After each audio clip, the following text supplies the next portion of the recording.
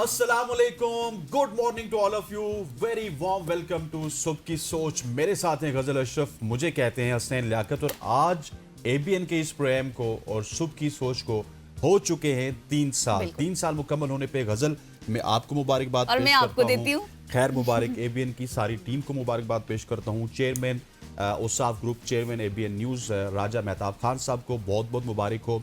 Chief executive officer CEO of Ausaf group Mohsin Bilal Khan साहब को बहुत बहुत मुबारक हो। और तमाम तर टीम, उनके साथ जितने भी लोग मौजूद थे इस सफ़र में, उनको बहुत मुबारक हो। 3 साल हो चुके हैं इस सफ़र को और ये चैनल फलता फूलता ही जा रहा है। और अपने एक क्या कहते थे पहले, ये शुरू में एक पौधा था, अब ये एक तवाना दरख्त बनता जा रहा है और ये सफर अभी खत्म नहीं हुआ, इसी तरह से जारी और सारी रहेगा इंशाअल्लाह ताला। और हम ये कहते हैं ना कि आज का दिन वैसे तो खास है क्योंकि आज जुम्मा भी है, इसके साथ साथ बसंत भी है।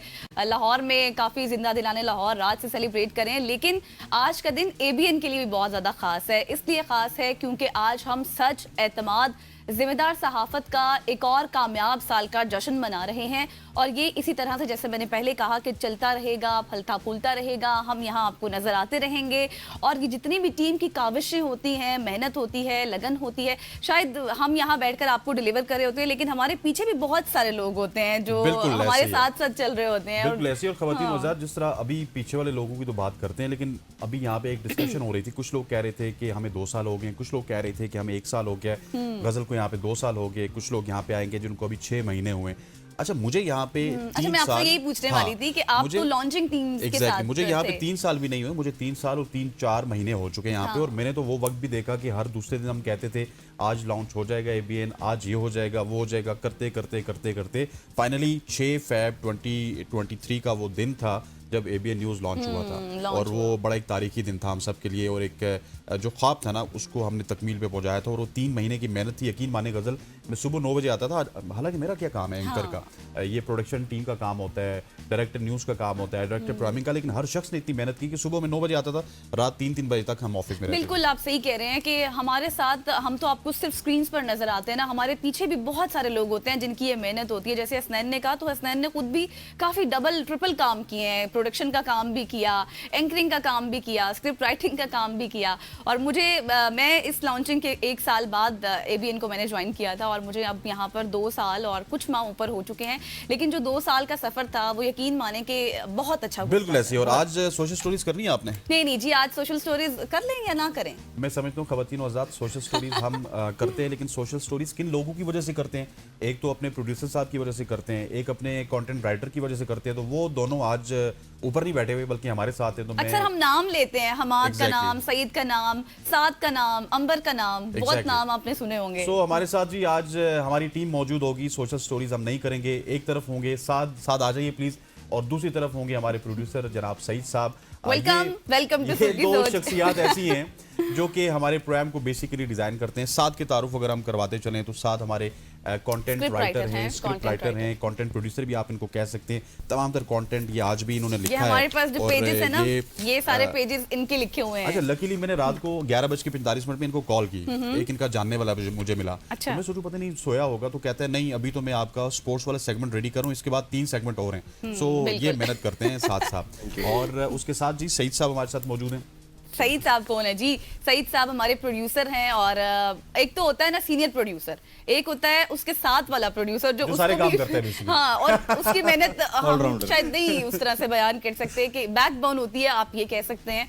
लेकिन शायद आप लोग उस तरह से इन चीज़ों को नहीं देख सकते क्योंकि आप लोग सिर्फ स्क्रीन पर हमें देखते हैं। आपको लगता है सब कुछ हम कर रहे होते हैं, हम अच्छा आपको डिलीवर कर रहे होते हैं, लेकिन हमारे साथ इन लोगों की मेहनतें होती हैं, तभी हम यहाँ पर मौजूद होते हैं। बिल्कुल ऐसे। स्टार्टिंग विद सईद साहब, सर कैसा रहा आपका और एबीएन का सफर? और आपको अभी तक मेरे ख्याल है साल पूरा होने वाला है, तो इस साल में क्या कुछ रहा एबीएन के साथ आपका रिश्ता, उस हवाले से हमें बताइएगा। सबसे पहले तो मैं एबीएन न्यूज़ की मैनेजमेंट को 3rd एनिवर्सरी बहुत बहुत मुबारकबाद देता हूँ आप लोगों को। खैर मुबारक जो कि हम सब यहाँ मौजूद हैं। और ऑनेस्टली मैं बड़े फख्र से कह सकता हूँ कि मैं एबीएन न्यूज़ की टीम का हिस्सा बना हूँ, वेरी गुड, फैमिली का हिस्सा बना हूँ।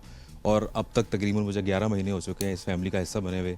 ज़बरदस्त जा रहा है सब कुछ, माशाल्लाह, अल्हम्दुलिल्लाह, ऑल गुड। और क्योंकि यहाँ पर टीम जो है ना, टीम स्पिरिट बहुत अच्छा है, सारे एक दूसरे को सपोर्ट करते हैं। ना सिर्फ हमारी टीम के मेंबर्स, जो हमारी टेक्निकल स्टाफ है वो बहुत हमारे साथ कोऑपरेटिव है। मतलब each and every everything. Everything, yes. सही। वर्किंग इन्वायरमेंट बड़ा अच्छा है। हाँ जी, साथ जी बताएं आप कैसे आप जब स्क्रिप्ट लिखते हैं, मतलब अब देखिए हमारा 2 घंटे का शो होता है, 2 घंटे के शो में डिफरेंट सेगमेंट्स आ रहे होते हैं, कभी पॉलिटिकल है, कभी बहुत सीरियस है, कभी बहुत ठीक है स्पोर्ट्स है, कभी थोड़ा सा अचीवमेंट्स वाला है। तो ऐसी कौन सी चीज़ होती है ना वो हम देख सकते हैं ना ऑडियंस देख सकती है जब आप लिख रहे होते हैं?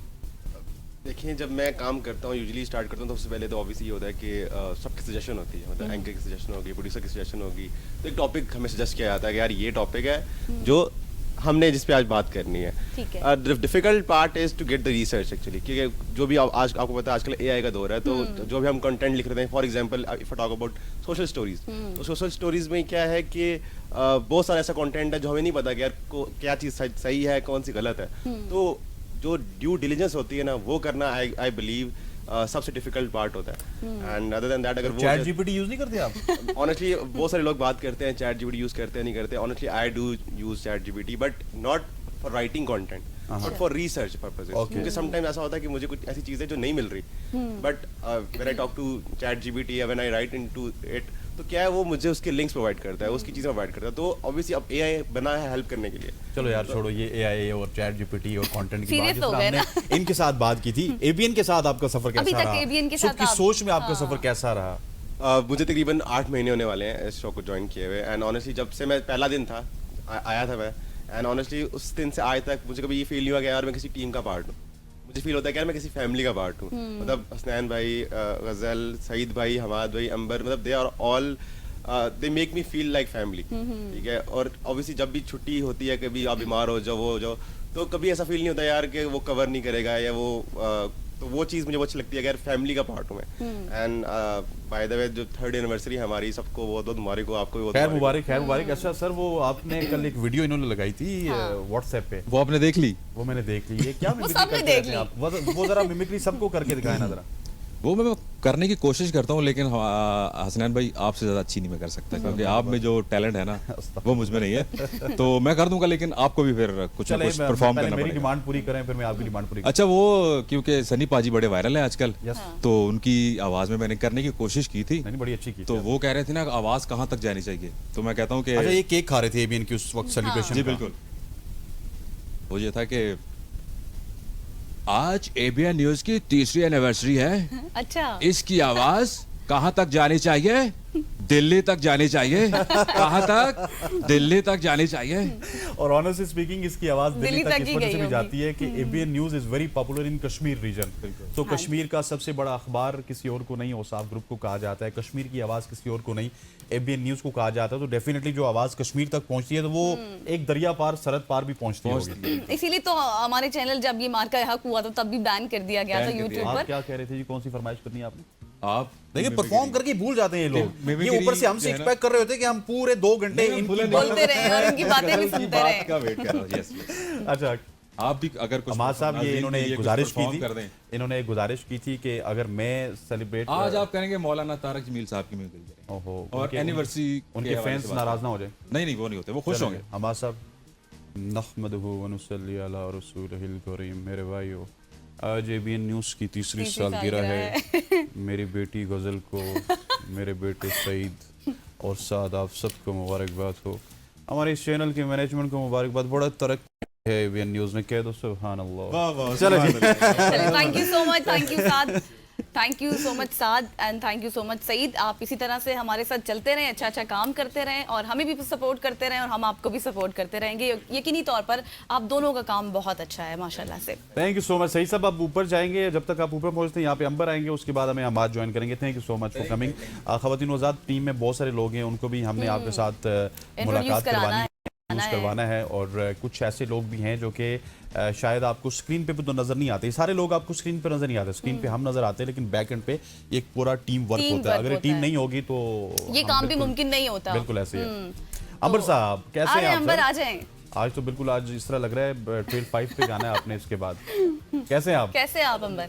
अंबर का इंट्रोडक्शन हम करवाते चलें। He is a visual producer, Visual आप producer. इनको एनएलई भी कहते हैं। और ये जो आप देखते हैं Loops वगैरह चल ना, रहे विंडोज होते के हैं, दरमियान Windows, लूप्स चल रहे हाँ। होते हैं, ये तमाम तर चीज़ें ये अंबर बनाते हैं। और जब से अंबर आए ना, एक चीज़ बहुत अच्छी हो रही है कि वो हमें परेशानी नहीं हो रही कि परेशानी नहीं कोई होती। 7:30 बजे हमारा एनएलई नहीं आता, एनएलई भाग कोई गया चीज़ है। editing नहीं और हुई। जिस दिन अंबर नहीं होते अब हमें समझ आती है कि अंबर क्यों नहीं है। अंबर की कितनी इंपॉर्टेंस है। अंबर कैसे हैं आप? अल्हम्दुलिल्लाह मैं ठीक कैसा है हूँ। आपका सफ़र एबीएन न्यूज़ के साथ? अल्हम्दुलिल्लाह काफ़ी बेहतर रहा है। काफी अब तक- बेहतर। हाँ मतलब अब तक जितने भी मैंने मतलब चैनल में काम किया तो उनमें सबसे बेहतर मुझे जो माहौल मिला है, टीम मिली है, तो एबीएन की मिली है। मेरा थोड़ा सा गला ख़राब है तो जी मेरी जी, आवाज़ no okay. Issues, no issues. वो It's थोड़ा सा इशू कर रही है। तो अब तक मतलब सबसे अच्छा जो मेरा एक्सपीरियंस रहा है तो एबीएन के साथ रहा है। और एबीएन में सबसे अच्छी चीज़ आपको क्या लगी, गजल अशरफ के अलावा? एबीएन में सबसे अच्छी मुझे अपनी टीम लगी है, क्योंकि कोऑपरेटिव हैं सारे मेरे साथ, मतलब ओवरऑल सबके साथ। और कोई तंग करने वाला माहौल नहीं है, कोई मतलब इस तरह की कोई चीज़ भी नहीं है कि बंदा मेंटली तौर पर पैनिक डिस्टर्ब कर रहे। जाए या कुछ हाँ भी जी। आपको मेंटली डिस्टर्ब हो। हाँ जी। सही। अच्छा, मुझे लास्टली अंबर ये भी बता दें कि जब आप लूप वगैरह डिजाइन कर रहे होते हैं, कुछ भी बना रहे होते हैं, तो आपके माइंड में क्या चीज़ होती है? स्टोरी को रखते हैं या फिर इमोशंस को रखते हैं? कैसे, किस तरह से डिजाइन करते हैं? बस यही होता है कि बंदा अपनी तरफ से जितना बेहतर कर सके और देखने वाले मतलब उसको एंजॉय करें और उनको अच्छा लगे। अमर, आप इधर ही बैठे रहिए और you are doing amazing job. हमें ज्वाइन किया है जी हमारे senior producer the one and only Hammadul Haq साहब ने। हम्मादुल हक साहब इज Welcome to वन सुब की सोच। जो कि हमें डायरेक्शंस देते हैं। ही इज द वन जो कि हमें ऊपर से हैं। रोक भी लेते हैं कि रुको, ये नहीं करना, आपने ये करना है। एक्चुअली हम आपके सामने शो करते हैं, लेकिन the man behind the show, the boss of the show is Hammadul Haq. Sir कैसे हैं आप? मैं बिल्कुल ठीक हूँ। वैसे हम आप इतना लोग सर सर बताएं। कहते नहीं हैं इनको, क्या हाल है वैसे हम हम्माद? हमाद ही कहते हैं। मैं बिल्कुल ठीक हूँ, आप लोग बताएं आप लोग कैसे हैं? अच्छा, वैसे मैं आपको ना एक चीज बताना चाहूंगी। शायद आप लोगों को लगता हो कि हम अच्छी ड्रेसिंग करते हैं, हमारे अच्छे फेसेस हैं, हमारी लुक्स अच्छी हैं, हम अच्छा डिलीवर कर लेते हैं, या फिर अच्छी कम्युनिकेशन स्किल्स हैं, लेकिन ये सब बात भी मानते होंगे और माननी चाहिए भी। और जितने लोग नहीं भी मानते वो भी मान लें कि हमाद जो है वो हमारे शो का पिलर है और एक स्ट्रॉन्ग पिलर है, और इसके बगैर जो है ना वो चीज़ें नामुमकिन हो जाती हैं। बिल्कुल ही जब ये नहीं होता ना, ऐसा लगता है हमाद है, सबसे पहले पूछते हैं हमाद आया या फिर नहीं आया। अच्छा हमाद, कैसा रहा सफर एबीएन के साथ? मेरा सफर बहुत अच्छा रहा। आज ट्रैफिक भी कम था तो आसानी से आ गए। लेकिन सबसे पहली बात, आप लोग पिछले 1 साल से सवाल कर रहे हैं लोगों से, हाँ आज मैं सवाल करूंगा। जी अच्छा। बिल्कुल, आज बिस्मिल्लाह। आपका इंटरव्यू होगा, आज होस्ट मैं हूँ, गेस्ट आप हैं। चलें जी, अच्छा। ठीक है, बिस्मिल्लाह। तो सबसे पहले लाजिम भी यही चाहते होंगे कि आपने इन लोगों को सवाल पूछते हुए देखा होगा, लेकिन आप लोगों ने इनसे कभी इनको जवाब देते हुए नहीं सुना होगा, तो मैं हूँ आपके लिए। सबसे पहले तो आप ये बताइए कि आपका ये आपको किस दिन लगा कि मैं एंकर बन सकता हूँ? मुझे तो अभी भी नहीं लगा, ये मोहसिन बिलाल साहब को लगा कि एंकर बन सकता है। तो मैं तो आज भी अपने आप को एंकर नहीं समझता हूँ, ऑनेस्टली स्पीकिंग। अच्छा, मैं थोड़ी सी स्टोरी सुना दूं कि ये बेसिकली मेरा इस फील्ड से कोई ताल्लुक नहीं था, मैं इस फील्ड को छोड़ चुका था। इट्स मोहसिन बिलाल साहब, सीईओ, जिन्होंने मुझे खुद बुलाया, 3-4 मीटिंग्स की, और उसके बाद मुझे पता चला कि हाँ यार मैं वाकई एंकरिंग कर आप बन सकता सकते हूँ। हैं। और अल्हम्दुलिल्लाह कर रहा हूँ। कुछ लोग पसंद करते होंगे, कुछ लोग नहीं करते होंगे, लेकिन इसका सारा क्रेडिट मैं सिर्फ मोहसिन बिलाल साहब को दूंगा, जिन्होंने मुझे पहचाना और मुझे लेके आया यहाँ तक। गजल अच्छा, मेरा जो सफर था बाकायदा तौर पर अगर मैं बताऊं तो कैसा, रिक्शे का था, टैक्सी? कौन सा? नहीं, ऊबर में करते हैं। मेरा जो सफर था वो माँ साहब माइक ऊपर करे थोड़ा सा। हाँ, वो अब हम प्रोड्यूसर हैं, उसमें- माँ माइक ऊपर करो। अच्छा, मेरा सफर मैं इन शॉर्ट ही बताऊंगी। मतलब कभी मैंने ये सोचा नहीं था कि इस फील्ड में आऊंगी, बिकॉज मैं इस फील्ड से मुझे बहुत नफरत थी, खबरें सुनने से, खबरें देखने से। क्योंकि हालांकि मेरे जो फादर हैं वो खुद पॉलिटिक्स में है, मेरा बैकग्राउंड सारा पॉलिटिक्स में इन्वॉल्व है, लेकिन उसके बावजूद मुझे बिल्कुल पसंद नहीं थी कि मैं खबरें सुनूं। मेरे घर में खबरें होती थी तो मुझे अजीब सा लगता था, लेकिन बस अचानक ही ऐसे हुआ कि मेरी कुछ स्टडीज इसमें थी, और फिर आहिस्ता आहिस्ता मेरे फादर ने एक दिन मुझे बैठकर कहा कि तुम खबरें पॉलिटिक्स पढ़ो। तो बात को भी नहीं और पसंद मैं है। मैं चाहता हूँ कि तुम खबरें पढ़ो। और आवाज़ फिर आपको मैंने पसंद है politics? ऐसे ही खबरें पढ़ी और पढ़ती चली गई, और फिर एक चैनल, दूसरा चैनल, तीसरा चैनल, और जब यहाँ आई तो यहाँ भी मैं एज अ न्यूज़ एंकर ही आई थी, लेकिन उसके बाद फिर मैं प्रोग्रामिंग में शिफ्ट। आपको कभी ये लगा कि आप हमाद साहब जैसे प्रोड्यूसर से और हसनैन साहब जैसे महान एंकर के साथ काम करेंगी? कभी सोचा था जिंदगी में कि ऐसा नहीं, मौका मैंने मिलेगा सोचा तो आपको? नहीं था, आप लेकिन लोगों ने कभी ये सोचा इतना बड़ा गेस्ट आएगा आप लोगों के पास? इतना बड़ा गेस्ट आप लोग, आज एबीएन की तारीख में जो एक गेस्ट आया है, और सबसे ये ना इससे पहले कहीं आएगा ना इसके बाद कहीं आएगा, और मैं- 1 साल के लिए गायब हो जाएगा। ये गेस्ट साल में एक बार, पहली बार आया है। और एक मैं आप लोग को बात बताते चलूं, it's a very nice team, एक फैमिली की तरह हम लोग, जैसे अभी आके सईद और साथ बता रहा था कि हम लोग एक फैमिली की तरह काम करते हैं। इसमें ऐसा नहीं है कि किसका कितना काम है, किसका नहीं। ये जो मेरा 1 साल यहाँ पे, एक्चुअली 2 साल, लेकिन हर शख्स एक दूसरे को यहाँ पे सपोर्ट करता है। कभी मुझे नहीं लगा कि यहाँ पे कोई जो है वो अपना ऑर्डर्स दे रहे हैं या कुछ ऐसा करें। We all like a family, बहुत अच्छी तरीके से जो है वो इसको करते हैं। और आप तमाम नाज़रीन हमें प्यार देते हैं, हमें सपोर्ट करते हैं, तो उसके लिए बहुत बहुत शुक्रिया। और अब आप ऊपर पूछेंगे हमारी ब्रेक का टाइम है कब? हाँ जी, ब्रेक का टाइम हुआ चाहता है। अंबर, आपका बहुत बहुत शुक्रिया। और ये ब्रेक भी मैं लूँगा। ये डिसीजन आप ही ले लें। इस तरह तो ना करें यार, इस तरह तो ना करें। चलो यार, ये साल वाली में कभी break कभार ऐसे ऐसे करके प्रॉब्लम हम लोग लेते हैं। यार एक सही- मिनट मास्टर, उसमें हाँ, आए, सोलो बनाओ। सोलो गेम में आए। हेडरूम दे अहमद भाई, हाँ, थोड़ा सा बिल्कुल, हेडरूम ऐसे दे। करके। हेडरूम, एक मिनट प्रोडक्शन मुझे करने दो ना। जी, जी। हेडरूम अहमद भाई, हेडरूम कट करें। शाबाश, चले भाई, सही स्विच करें। ओके जी। जी, तो नाज़रीन हज़रात, अब तक का ये सेगमेंट नाज़रीन हज़रात ही, ख़वातीन हज़रात। ख़वातीन हज़रात, आपको ये सेगमेंट अच्छा लगा होगा। छोटी सी ब्रेक लेते हैं, ब्रेक के बाद आते हैं। आपके लिए ज़बरदस्त बसंत तैयार है और आपको बसंत की इंजॉयमेंट कराएंगे। हमारे साथ रहिए, कहीं मत जाइएगा। Stay with us.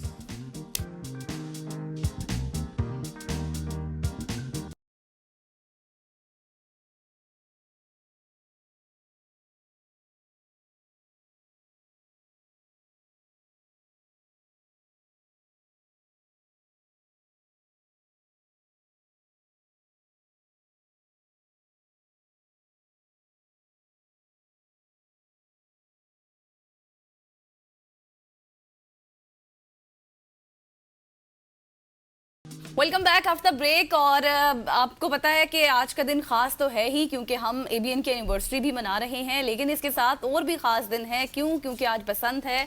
और रात को हमने देखा जैसे ही 12 बजे तो जिंदा दिलाने लाहौरियों का जो इंतजार था वो खत्म हुआ। और फिर इसके साथ अज़मा बुखारी साहिबा भी हमें नजर आई काफी जोश में, और उन्होंने भी पतंग उड़ाई और काफी अच्छी उन्होंने दुआएं भी दी और कहा भी कि ये सफर अब ये जो त्यौहार है 3 दिन तक जारी रहेगा और अल्लाह ताला आप सबकी हिफाजत भी करें।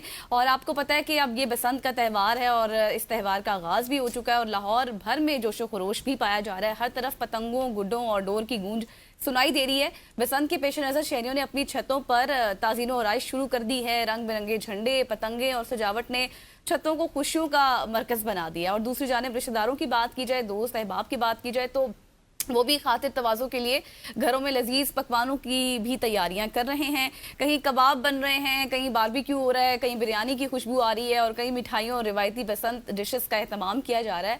और बसंत के त्यौहार के बाइस लाहौर में खुशी, रंगों और जश्न का समा भी कायम हो चुका है। शहरी उम्मीद कर रहे हैं कि ये त्यौहार खुशगवार और महफूज माहौल में मनाया जाए और इसी पर आज हम बात करेंगे। वो क्या कहते होते हैं, लाहौर लाहौर है, लोहड़ लोहड़ है, जिन्हें लोहड़ नहीं तकिया वो जमया ही नहीं। और यकीनी तौर पे लाहौर की रौनकें 21 साल बाद वापस लौटी हैं और इसमें हमें जितना भी क्रेडिट देना चाहिए वो पंजाब गवर्नमेंट को जाता है, मरियम नवाज को जाता है कि पंजाब की एक एसेंस थी। पंजाब में जब भी बाहर आती थी तो हम बसंत देखते थे और मुझे याद है कि लोग यहाँ से स्पेशली बसंत मनाने के लिए लाहौर जाते थे और ये पूरे साल में एक फेस्टिविटी होती थी। और इसी वजह से लाहौर की होटलिंग, लाहौर की मेहमान नवाजी पूरे मुल्क में मशहूर थी। और अब 21 साल बाद हम एक बार फिर बसंत देखेंगे, बसंत को ऑब्जर्व करेंगे और लाहौर इस वक्त सज चुका है। और इसी हवाले से हमारे साथ लाहौर से मौजूद हैं हमारे कॉरेस्पॉन्डेंट शेख रशीद साहब। शेख साहब, आज तो आपकी ईद है, लाहौरियों की ईद है।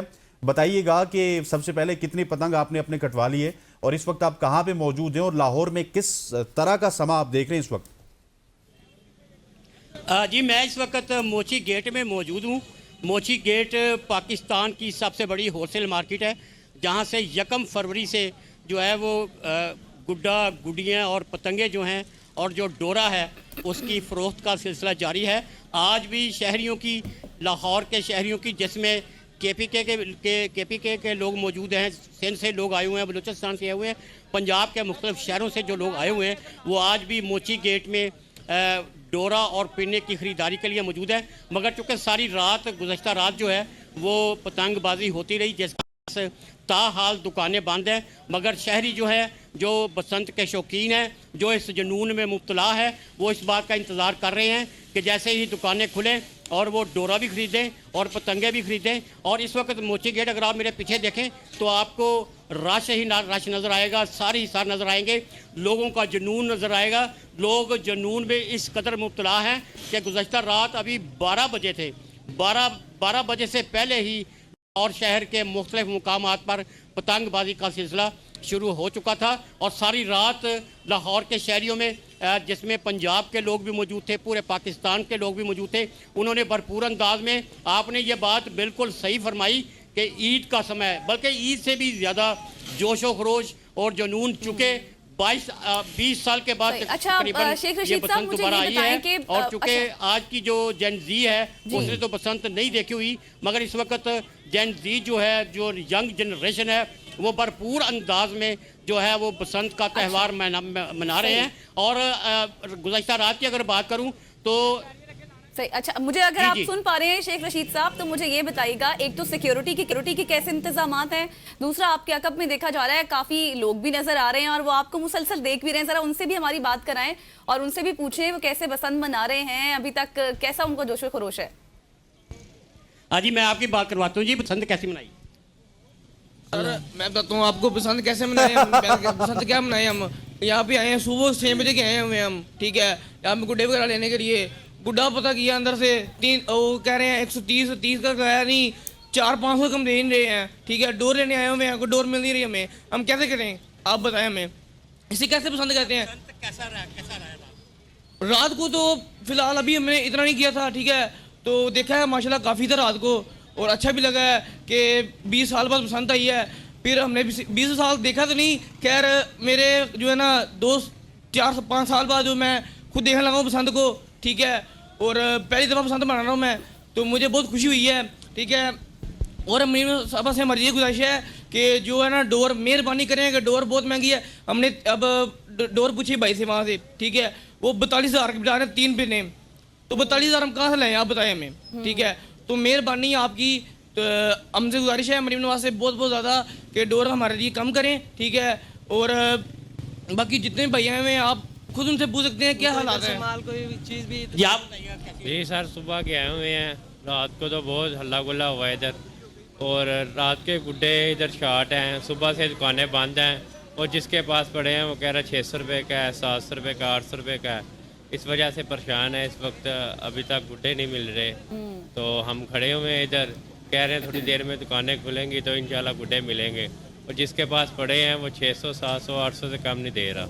अजी बात आपने सुनी कि शेख साहब इस वक्त जो सबसे बड़ा इशू यहाँ है पे शेख वो साहब ये है शेख कि साहब डोरा इनसे ये सवाल और करें आप। पतंगों की जो दस्तयाबी है उसको शेख साहब, आप मुझे सुन पा रहे हैं? जरूर मुहैया किया जाना चाहिए, और उनकी जो कीमतें हैं, और एबीएन न्यूज़ पहले दिन से ये कह रहा है कि इसकी रेट लिस्ट बनानी चाहिए थी, और रेट लिस्ट हर दुकान पे हर डीलर के पास होनी चाहिए थी। अगर उसके मुताबिक ये खरीदो फरोख्त होती तो अब तक ये कारोबार 2 अरब से तजावज़ कर चुका होता। अभी मैं आपको बता रहा हूँ कि तकरीबन 1 अरब 54 करोड़ रुपए का कारोबार हो चुका है इस वाले से, मगर जिस तरह जोशो खरोश नज़र आ रहा है।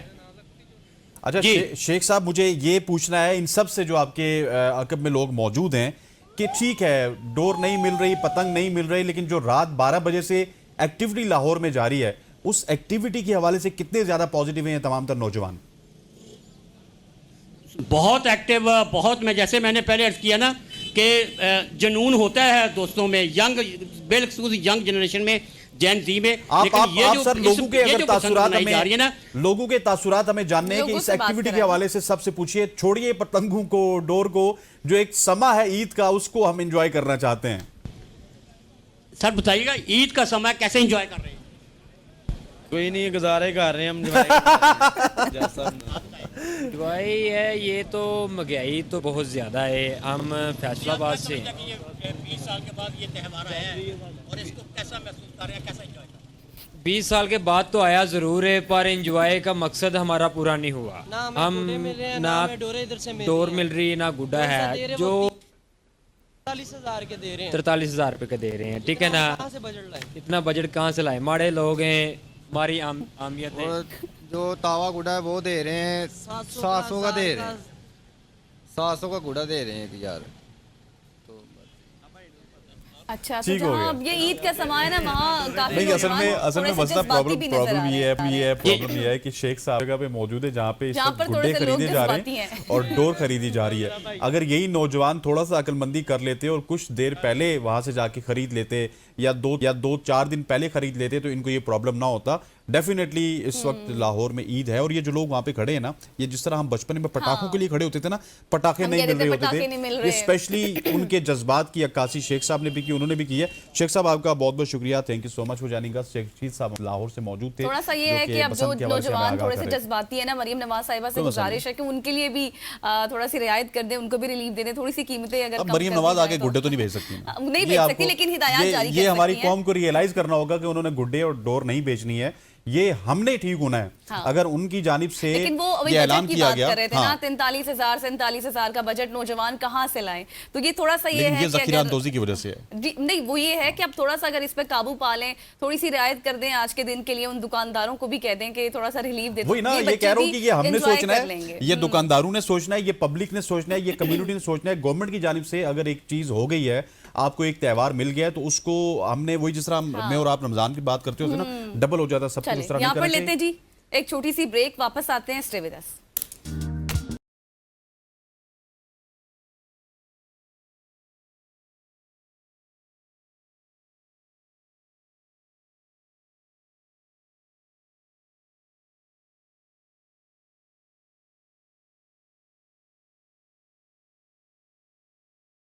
वेलकम बैक खवातीन व ज़ात। अब हम मुल्क की सियासत की बात करेंगे। एक तरफ हुकूमत कह रही है कि अपोजिशन जिस मुतनाज़े मामलात की बात करती है वो हम मिल बैठ के तय कर सकते हैं, लेकिन सवाल ये है कि अगर हल मुमकिन है तो अब तक संजीदा मुज़ाकरात क्यों नहीं हो सके। एक तरफ प्राइम मिनिस्टर की अपोजिशन लीडर से मुलाकात तय होने की बात हो रही है, दूसरी तरफ अगर प्राइम मिनिस्टर की बात की जाए तो वो ऑलरेडी वज़ीर आला KP से मुलाकात कर चुके हैं। तो क्या हुकूमत इस नतीजे पर पहुंच चुकी है कि अपोजिशन को साथ लिए बगैर सियासी इस्तेहकाम और मुद्दत हुकूमत की तकमील मुमकिन नहीं है। और आखिर में हम बात करेंगे बसंत की, जहां एक तरफ पंजाब हुकूमत मेला मनाने में मसरूफ़ है तो दूसरी तरफ सियासी दावे, पाबंदियां और बानी PTI की तस्वीर वाली पतंगों के बयानात भी सामने आ रहे हैं। सवाल यह है कि क्या बसंत खुशी के रंग सियासी कशीदगी में बदल सकते हैं। इन तमाम तर मामलात पर बात करेंगे और आगे 8 फेब भी आ रहा है। जी 8 फेब भी आ रहा है, उस पर भी बात कर लेंगे। कंबर जैदी साहब ने हमें ज्वाइन कर लिए, थैंक यू सो मच कंबर फॉर योर टाइम। आप एंकर पर्सन हैं, एनालिस्ट हैं। यहीं से शुरू कर लेते हैं। विफाकी वजीर जो है हमारे तारिक फजल चौधरी साहब, वो कह रहे हैं कि अपोजिशन जिन मुतनाज़ मामलात पर बात करती है वो मिल बैठ कर भी बात हो सकती है, हल हो सकते हैं, हम उन पर बात करने के लिए तैयार हैं। अगर ये मामलात मिल बैठ कर हल हो सकते हैं तो अब तक संजीदा मुज़ाकरात क्यों नहीं हुए, इसके पीछे क्या वजह है? देखिए, संजीदा मुज़ाकरात किस वजह से नहीं हो सके, पीछे क्या वजूहात है। वो एक है कि हुकूमत की इंटेंट नहीं है, ना हुकूमत के पास पावर है और ना ही इंटेंट है। हुकूमत ये तमाम चीजें जो कर रही है ये सिर्फ इस वजह से कर रही है कि 8 फरवरी का एहतजाज आ रहे हैं। उनको मालूम है कि एक जो वेव है एहतजाज की वो बढ़ती जा रही है, जो स्ट्रीट मूवमेंट है उसको तहरीके इंसाफ तकबीयत दे रही है, लोगों को मोबिलाइज करने की कोशिश कर रही है। तो हुकूमत इस डर से कि 8 फरवरी को कुछ बड़ा ना हो जाए, लोग ना निकल आए, उनके लिए एक नया कोई एडवेंचर ना हो जाए, उनकी जो हुकूमत की जो ग्रिप है वो आहिस्ता आहिस्ता लूज ना हो, इस वजह से ये बार इस तरह का झांसा दिया जाता है, वक्तन फवक्तन मुज़ाकरात की बात की जाती है, लेकिन उसका नतीजा क्या निकलता है आपके सामने। इससे काबिल कितने मुज़ाकरात की बात की गई, इससे काबिल मुज़ाकरात के दौर भी हुए, उनका नतीजा क्या है, अभी भी यही होगा। आप देखेंगे तहरीके इंसाफ पहली शर्त ये रखेगी कि आपने मुज़ाकरात करें, ठीक है, लेकिन पहले हमारी मुलाकात तो कराएं। लेकिन क्या इमरान खान साहब से मुलाकात है ये हुकूमत करा सकती है? तो उसका आपको भी पता है, मुझे भी पता है, वाज़ेह जवाब है नहीं। जब हुकूमत मुज़ाकरात तो दूर की बात, मुलाकात नहीं करा सकती, तो फिर कैसी मुज़ाकरात की बात करती है और कैसे उन मुज़ाकरात को कामयाब बनाने की कोशिशों में लगी हुई है, जबकि मालूम है सबको कि हुकूमत के पास इख्तियार कोई मौजूद नहीं है जिसके तहत वो ये तमाम चीजें कर सके।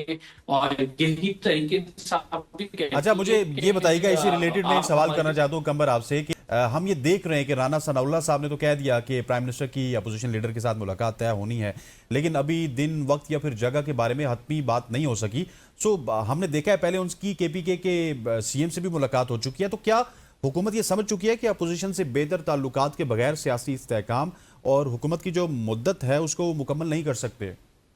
देखिए, मैंने आपको बताया कि हुकूमत की जो इंटेंट है वो सिर्फ ये है कि 8 फरवरी के एहतजाज को किस तरह से टाला जाए, और इसीलिए मुख्तलिफ हरबे हुकूमत की जानिब से इस्तेमाल किए जा रहे हैं। जो आपने सवाल किया कि जो ओपोजिशन लीडर हैं उनसे मुलाकात और सोहेल अफरीदी की मुलाकात, बिल्कुल मुलाकात हुई है, और एक मुलाकात के हवाले से इस टाइम जो है र्यूमर्स भी हैं कि वो मुलाकात होनी है ओपोजिशन और वजीर आजम की, ब्रेक थ्रू होगा क्या नहीं होगा, लेकिन ये सारी मामला कहाँ पे जाकर खत्म होगा या ये कहां पे जाकर रिजल्ट ओरिएंटेड बनेगा, वो एक ही बंदा है, इमरान खान। अगर उसको जेल में कोई बात की जाती है, मुज़ाकरात पे वो रजामंदी का इजहार करते हैं, तभी तहरीक इंसाफ आगे बढ़ेगी, इससे काबिल तहरीक इंसाफ आगे नहीं बढ़ सकती। तो इसका मतलब है सबसे पहला मरहला इस सारे मामलात में ये है कि मुलाकात कराई जाए, और मुलाकात के लिए तहरीक इंसाफ, चूंकि वो आपको पता है कि कंसर्न भी है, जब से इमरान खान साहब को बाहर लाया गया है, उनकी आंखों का चेकअप कराया गया है, तब से ज्यादा फैमिली कंसर्न है, तब से ज्यादा फिर हमें आवाज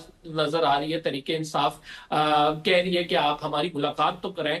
तो इसका मतलब ये है कि मुज़ाकरात वाला मामला तब तक आगे नहीं बढ़ सकता या तब तक हतमी तौर पर किसी आप ये कह सकते हैं फाइनल मरहले में या किसी रिजल्ट ओरिएंटेड मरहले में दाखिल नहीं हो सकता जब तक आपने इमरान खान साहब का कंसेंट नहीं लिया, और कंसेंट मुलाकात के जरिए लिया जाएगा।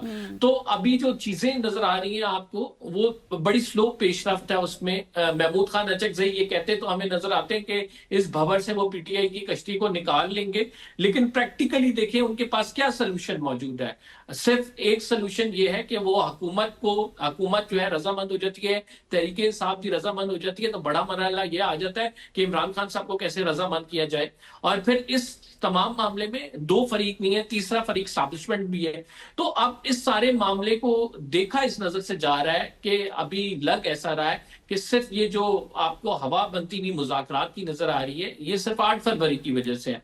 8 फरवरी गुजरेगी, बड़ा दिन गुजरेगा, आपको फिर आहिस्ता आहिस्ता हुकूमत की टोन भी चेंज होती हुई नजर आएगी, हुकूमत के तेवर भी चेंज होते हुए नजर आएंगे, क्योंकि ये हुकूमत की बुनियाद जो है वो इस बात पर इन्हिसार कर रही है कि हुकूमत के मामला तो दुरुस्त तरीके से चलते रहे। मुझे ये बताएं, अब थोड़ा सा आगे बढ़ते हैं, कमर, चूंकि हमारे पास वक्त की कमी है। अब इमरान खान साहब के जो बेटे हैं कासिम और सलमान, वो कह रहे हैं कि हम अपने वालिद से जो है मिलने पाकिस्तान आना चाहते हैं, लेकिन हुकूमत हमारी जो वीजा प्रोसेसिंग की दरख्वास्तें हैं उस पर कोई भी कार्रवाई नहीं करी। अब अगर कासिम और सलमान ने कानूनी तौर पर वीजा की दरख्वास्त दी है तो उस पर फिर कार्रवाई में ताखीर की वजह क्या है? ये अभी की बात तो नहीं है, ये तो बहुत अरसे से मामला चल रहा है कि उन दोनों बेटों ने पाकिस्तान आने के लिए अपने बाप से मिलने के लिए वजारत दाखिला को दरखास्त दी हुई है। इससे काबिल ये कहा जा रहा था कि अगर कासिम और सुलेमान ने आना है तो कानूनी तरीका अपनाएं, हम उनको वीजा देंगे, वो आए अपने बाप से मुलाकात करें, कोई पॉलिटिक्स नहीं होगी, मुलाकात करके चले जाएं, फैमिली को तो इजाजत होती है। लेकिन अब मामला इस नहज पे आ गए कि उन बेचारों ने वीजे की दरखास्त दे दी है तो आगे प्रोसेस नहीं हो रहा है। जब पता किया जाता है तो कौंसलेट कहती है कि कोई दरखास्त नहीं आई। जब जो वजीर दाखिला या मुशीर दाखिला से पता किया जाता है तो वो कहते हैं कि हम देख रहे हैं, इसके प्रोसेस में होगी और देख के बताएंगे। तो हालात ये हैं कि सलीमुल्लाह से कलीमुल्लाह और कलीमुल्लाह से सलीमुल्लाह हो रहा है, सलीमुल्लाह से कलीमुल्लाह हो रहा है। और फिर 94 का वर्ल्ड कप जिस तरह पाकिस्तान ने वो नहीं जीत रहा पाकिस्तान अनफॉर्चुनेटली, या उससे पहले वाले वर्ल्ड कप नहीं जीतला, सलीमुल्लाह कलीमुल्लाह को गेंद जरूर फेंक रहे हैं। सर आखिर में मुझे बताइएगा कि पंजाब हुकूमत के ज़ेरे क़यादत अभी बसंत के हवाले से हम बात कर रहे थे, बसंत हो रही है, लेकिन दूसरी जानिब पीटीआई ने दावा किया है कि आसमान खान साहब की तस्वीर से भर जाएगा। हुकूमत काफ़ी ज़्यादा इस हवाले से पाबंदियाँ भी आयद कर रही है। आप इस सारे मामले को किस तरह से देखते हैं कि बसंत के दौरान क्या हालात कशीदा हो सकते हैं? देखें, ये बहुत अच्छा इनिशिएटिव है। अगर आप पंजाब हुकूमत की बात करें, उसे पूरा कैश करने की कोशिश के लिए मेरा नहीं ख्याल कि इसको जो है वो पॉलिटिसाइज होना चाहिए या इस मामले में आपको पॉलिटिक्स को इन्वॉल्व करना चाहिए। जैसे तहरीक इंसाफ कह रही है तमाम आसमान पर जो है वो इमरान खान साहब की तस्वीरें नजर आएंगी, हुकूमत कह रही है कि हमने तो बैन किया हुआ, तो इस मामले को इस नहज तक जाना ही नहीं चाहिए। बट बड़ा अनफॉर्चुनेट है, पाकिस्तान की सोसाइटी अभी की नहीं बहुत अरसे से पोलराइज है और एक्सट्रीम पोलराइजेशन है, चाहे वो किसी भी किस्म का इवेंट हो। हम ये देखते हैं कि इसमें पीएमएलएन वर्सेस पीटीआई हो जाएगा, या डेमोक्रेसी में देखें तो स्टैब्लिशमेंट वर्सेस पॉलिटिकल पार्टीज हो जाएगा या एक पॉलिटिकल पार्टी हो जाएगा। तो ये बड़ा अनफॉर्चुनेट है। ये हमारे कल्चरल इवेंट है, इनको कल्चरल इवेंट के तौर पे मनाना चाहिए। सही, थैंक यू सो वहाँ पे मच लोग कंबर, जाएं। आप मौजूद थे, इन डिटेल हम डिस्कशन कर रहे थे तमाम सूरत हाल पर। यहाँ पर लेते हैं एक शॉर्ट सी ब्रेक और न्यूज ब्रेक होगी, ये वापस आएंगे, स्टे विद अस।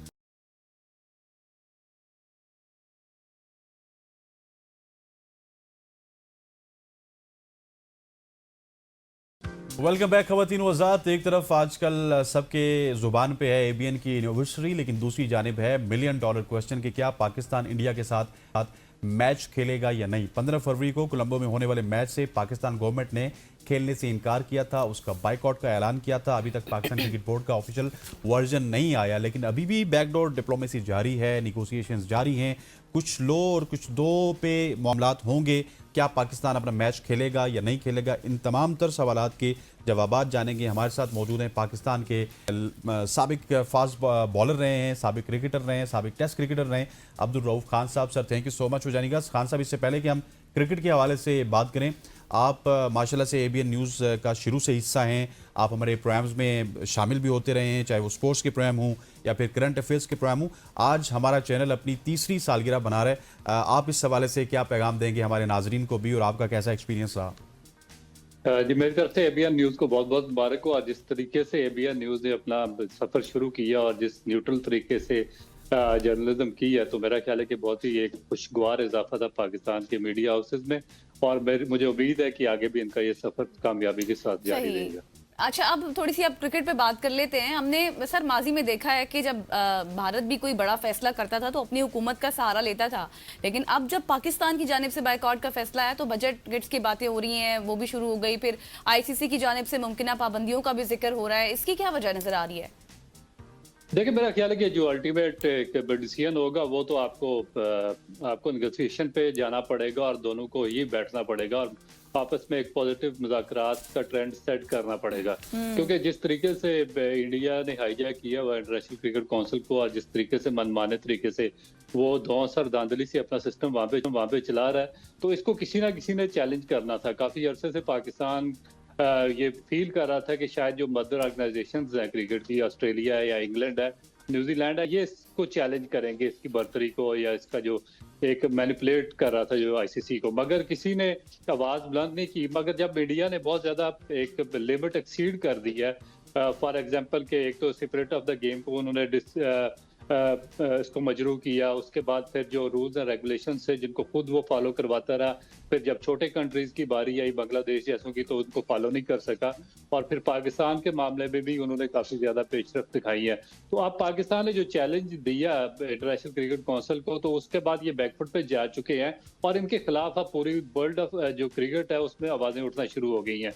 तो मेरा ख्याल है कि पाकिस्तान ने एक बेहतरीन स्टांस लिया और जब तक ये मुज़ाकरात की टेबल पर नहीं आएंगे उस वक्त तक ये जो नुकसान होगा वो इंटरनेशनल क्रिकेट काउंसिल का ही होगा। तो भाई मैं इस वक्त बात कर रहा हूँ सेन वॉइसेस की, और वो इस वक्त मुझे नजर नहीं आती हैं। When it's come to sanitary prevail तो इंडिया पाकिस्तान के मामले में हमें वो होती हुई नजर नहीं आती। आपने मुज़ाकरात की बात की, लेकिन अब चूंकि वर्ल्ड कप से मुतालिक मामलात फाइनल हो चुके हैं, स्कॉटलैंड की टीम बांग्लादेश में मौजूद है, वो प्रैक्टिस श्रीलंका में मौजूद है, वो प्रैक्टिस मैच भी खेल चुकी है। सो बांग्लादेश की वापसी तो अब नामुमकिन है, एक दिन बाद वर्ल्ड कप है। सो क्या आप समझते हैं कि आईसीसी शायद कोई बीच का रास्ता इख्तियार करते हुए बांग्लादेश क्रिकेट बोर्ड को कोई रेवेन्यूज जो उनका शेयर बनता है वो दे देगा और माली तौर पे उनको जो मुआवजा है उनका वो दे देगा और पाकिस्तान मैच खेल लेगा इंडिया से? नहीं, देखिए काफी अब जो खिचड़ी पक चुकी है और ये कोई इतना आसान हल नहीं है, क्योंकि देखें कि ये जो एक तो बेसिक चीज ये है कि इंटरनेशनल क्रिकेट काउंसिल जो है ये गवर्निंग बोर्ड नहीं है, ये एक लेजिस्लेटिव बॉडी है और जितने भी 12 या 14 इसके मेंबर्स हैं जो फुल काउंसिल मेंबर्स हैं उन्होंने डिसीजन करना होता है वो। और वंस जब एक दफा ये मैटर जाएगा उन मेंबर्स के सामने तो उसमें पाकिस्तान के पास और बांग्लादेश के पास एक बहुत बड़ी अपॉर्चुनिटी वहां पे आएगी कि ये जो भी इश्यूज इंडिया पैदा करता रहा इंटरनेशनल क्रिकेट काउंसिल को हाईजैक करके उस पर खुल के बात करें। अब ये नहीं हो सकता कि हम सारे क्रिकेट बोर्ड जिस तरह England, Australia, New Zealand, south Africa वो सारे क्वाइट ही रहेंगे। डेफिनेट उनको रिस्पॉन्स वहां पे करना पड़ेगा, क्योंकि देखें कि जो प्रेसिडेंट खुद इंडिया ने सेट किया है कि हमारी ये गवर्नमेंट के अंडर छुपता रहा है, काफ़ी अरसे से ये अपील ले रहा था कि हमारी गवर्नमेंट सिक्योरिटी क्लियर नहीं करती और इस वजह से हम पाकिस्तान खेलने के लिए नहीं जाते, और फिर इनको न्यूट्रल वेन्यू अलॉट किया जाता था। तो वही जब एक्सरसाइज जब पाकिस्तान ने की है, तो और उसके बाद जब बांग्लादेश ने एक जेन्युइन सर्कमस्टांसेस की मौजूदगी में की है, जब खुद ही इंडियन प्रीमियर लीग से बांग्लादेश के जो प्लेयर्स हैं उनको एग्जिट कर दिया गया, और फिर वहाँ पे उनकी सिक्योरिटी को यकीनी बनाने में भी नाकाम रहे हैं। तो उसके बाद जब ये एक्सरसाइज की गई, जो प्रेसिडेंट खुद इंडिया सेट कर चुका था, तो उसको उससे मानने से इनकार कर दिया, और ये पहली दफा हुआ कि किसी फुल मेंबर को उन्होंने एग्जिट कर दिया किसी आईसीसी इवेंट से। तो ये पाकिस्तान के पास एक बड़ा एक ओपन अपॉर्चुनिटी आएगी कि अपना जानदार तरीके से अपना मौक़िफ़ आईसीसी के सामने रखे और फिर ये जो शराइत तय करे। क्योंकि अभी आपने जिस तरह बात की ना कि बहुत ज्यादा आवाजें उठ रही हैं इंडिया से और इधर उधर से, इनको छोड़ दे, ये तो झूठ बोल रहे हैं। ये देखें, जब जंग हुई थी पाकिस्तान और इंडिया की, तो इन्होंने बंदरगाह बना दी थी कि पाकिस्तान इस्लामाबाद की बंदरगाह पे, पोर्ट पे इंडिया ने कब्जा कर लिया और ये कर लिया वो कर लिया। ये तो टोटल मीडिया ही झूठ पे चलता है। तो हमें बेसिकली देखना पड़ेगा कि जो आईसीसी के रूल्स एंड रेगुलेशंस है, जो कंडक्ट है और जो हमारा मौक़िफ़ है, तो वो किस हद तक मुतवाज़न है और वो किस हद तक दुरुस्त है और किस हद तक हम उसको मनवाने में कामयाब अच्छा, हो। मुझे ये भी बताएगा कि अब इस मामले पर भी पूरी दुनिया बात कर रही है कि माइकल और नासिर हुसैन जैसे नाम भी सामने आ रहे हैं। क्या अब आपको लगता है कि दुनिया ये भी समझ रही है कि आईसीसी के अरबों डॉलर्स के रेवेन्यू में भारत का जितना किरदार है उतना ही पाकिस्तान का भी है? और जो मुज़ाकरात की बात है, क्या अगर मुज़ाकरात होते हैं तो फिर पाकिस्तान फाइनेंशियल मॉडल में भी कोई तब्दीली ला सकता है? करवानी चाहिए। मगर एक और चीज मैं आपको बताऊं कि सबसे पहले हमें अपने गिरबान में भी झांकने की जरूरत है कि हमने कहाँ पास पे ब्लंडर किए हैं। और मैं इसी वजह से बहुत अरसे से ये आवाज उठा रहा हूँ कि हमें अपना इंटरनल मैटर्स को सॉल्व करना पड़ेगा, हमें अपना गवर्निंग बोर्ड स्ट्रेंथन करना पड़ेगा। क्योंकि जब तक आपका गवर्निंग बोर्ड एक रोलिंग स्टोन पे मुश्तमिल रहेगा और वन मैन शो से आप सिस्टम को चलाते रहेंगे, आप कभी भी पावरफुली अपनी जो मुकदमा है उसको ना लड़ सकते हैं और ना ही इंटरनेशनल क्रिकेट काउंसिल में पेश कर सकते हैं। क्योंकि देखें कि जब हमने बिग थ्री के लिए हम ही थे जिन्होंने वोट दिया था ना, इंडिया को सुपर पावर किसने बनाया? पाकिस्तान ने बनाया। तो उसके बाद हमें रिवार्ड में क्या मिला? एक जो आपका 6 सीरीज का एमओयू साइन किया था आपने बायलैटरल सीरीज का, उन्होंने एक भी खेलने से इनकार कर दिया और 2006 के बाद उन्होंने पाकिस्तान का टूर ही नहीं किया। तो यही अगर गवर्निंग बोर्ड स्ट्रांग होता है, यहाँ पे एक जो लेजिस्लेटिव बॉडी आपकी बैठी होती है, अच्छे विजनरी और पढ़े लिखे लोगों पर मुश्तमिल बोर्ड होता, तो वो इस फैसला करने से पहले वो 1000 बार सोचते कि हम इसको सुपर पावर बनाना चाह रहे हैं और इसके इन्स और आउट्स क्या, हमें कौन से कॉन्सिक्वेंसेस आगे जाके बर्दाश्त करने पड़ेंगे।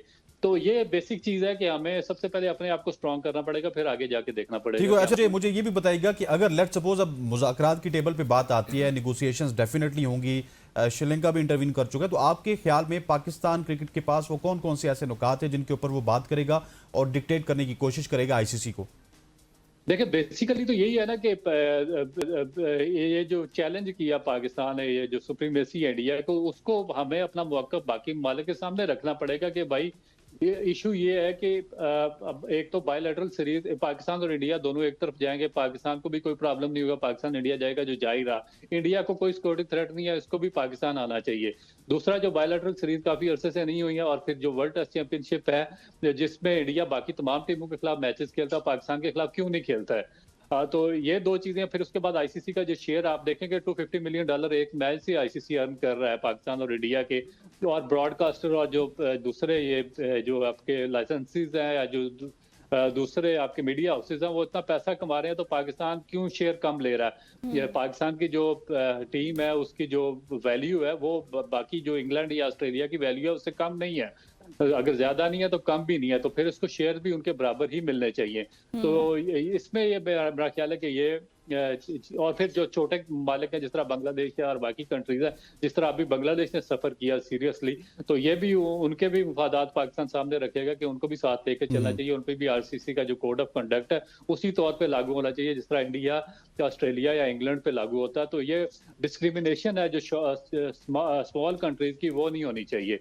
तो और उसके बाद जो स्पिरिट ऑफ द गेम जिसको मुतासर किया इंडियन प्लेयर्स ने, पाकिस्तान के खिलाफ मैच भी खेलते हैं और फिर हैंडशेक से इनकार कर दिया, फिर एशियन क्रिकेट काउंसिल के चेयरमैन से ट्रॉफी लेने से इनकार कर दिया, फिर ट्रॉफी पाकिस्तान में चैंपियन ट्रॉफी में खेलने से इनकार कर दिया और चैंपियन ट्रॉफी का टूर करवाने से इनकार कर दिया। तो ये काफी सारे प्रॉब्लम्स हैं जिनको पाकिस्तान को टेबल पे रख के वंस फॉर ऑल इनका हल सही। निकालना अच्छा, होगा। अभी अभी मुझे फिर ये भी बताइएगा, अब आपको क्या लगता है, क्या पाकिस्तान इस मैच का वाकई फिर बाइकआउट करेगा? क्योंकि दूसरी जानिब 2034 की बात करें तो तब तक भी मुख्तलिफ टूर्नामेंट्स में पाक भारत मैचेस शेड्यूल हैं, और फिर ब्रॉडकास्टर्स उनके तो आपको पता है कि राइट्स भी खरीद रखे हैं। आपके ख्याल में फिर इसके क्या नताइज होंगे और कितने भयानक नताइज हो सकते हैं? तो देखिए ये चीजें पाकिस्तान देखिए जब कोई गवर्नमेंट फैसला करती है तो वो अपने जो मुल्की मुफादात में फैसला करती है, उसके लिए सबसे ज्यादा जो इम्पोर्टेंट चीज उसके कंट्री की प्राइड या डिग्निटी होती है। जब उसको चैलेंज होना शुरू हो जाए तो फिर पैसे की कोई वैल्यू नहीं रहती। तो मेरा ख्याल है कि पाकिस्तान की गवर्नमेंट ने एक कड़वा डिसीजन तो जरूर लिया है जिसमें पाकिस्तान के फाइनेंशियल लॉसेस हो सकते हैं, मगर कोई भी चीज पाकिस्तान की जो अजमत है उसके सामने कुछ भी नहीं है। तो ये ब्रॉडकास्टर्स को या इंटरनेशनल क्रिकेट काउंसिल को या जो मीडिया हाउसेस या जो बाकी लोग इन्वॉल्व थे उनको पहले से सोचना चाहिए था कि हम बांग्लादेश के खिलाफ क्यों इस तरह का डिसीजन ले रहे हैं। अगर इस तरह का हम डिसीजन ले रहे हैं तो उसके ये हमें कॉन्सिक्वेंसेस उसको भुगतने पड़ेंगे। तो अब तो पानी गुजर चुका। मेरा नहीं ख्याल कि पाकिस्तान को इंडिया के खिलाफ ये मैच खेलने जा रहा है, चाहे जितने मर्जी उसके आपको वर्ड्स जो आपको एडवर्स उसके जो इफेक्ट्स हैं वो आपको बर्दाश्त करने पड़े, मगर पाकिस्तान मेरा नहीं ख्याल कि इंडिया के खिलाफ मैच। लास्टली मैं पाकिस्तान सुपर लीग के हवाले से बात करना चाहूँगा। अगर पाकिस्तान सुपर लीग की बात की जाए तो इस दफ़ा ऑक्शन सिस्टम भी इंट्रोड्यूस करवाया गया। फिर सियालकोट स्टैलियंस ने स्टीव स्मिथ को पिक किया है, इस्लामाबाद यूनाइटेड ने डेवन कॉनवे को पिक किया है। बहुत बड़े बड़े नाम आ रहे हैं और ये जो पाकिस्तान सुपर लीग का ब्रांड इनहेंस हो रहा है, इससे पाकिस्तान क्रिकेट को कितना फ़ायदा होगा? देखें कि ये पाकिस्तान का अपना ब्रांड है। जितने पैसे आप इंटरनेशनल क्रिकेट काउंसिल आपको दे रहा है, जिसकी अभी आपने बात की है कि पाकिस्तान को इतना शेयर मिलता है, इतना ही पैसा ऑलमोस्ट पाकिस्तान PSL से, और इससे अगर अब पाकिस्तान इसको बेहतर तरीके पे कंडक्ट करने में कामयाब हो जाता है, सक्सेसफुली इस इवेंट को इनकाद करवा देता है और बड़े प्लेयर्स को उसमें इन्वाइट करता है, लोगों का इंटरेस्ट इसमें आ जाता है, तो मेरा ख्याल है कि ये जितना पाकिस्तान को रेवेन्यू इंटरनेशनल क्रिकेट काउंसिल से मिलता है, पाकिस्तान उससे डबल रेवेन्यू यहाँ से जनरेट कर सकता है। तो ये बहुत एक पॉजिटिव और खुशहाल न्यूज़, और मेरा ख्याल है कि इसको पाकिस्तान का एक बड़ा ब्रांड बनना चाहिए। सही। Thank you so much. Abdul Rauf साहब हमारे साथ मौजूद हैं, डिस्कशन कर रहे थे। यहाँ पर लेते हैं एक शॉर्ट सी ब्रेक, वापस आएंगे, स्टे विद अस।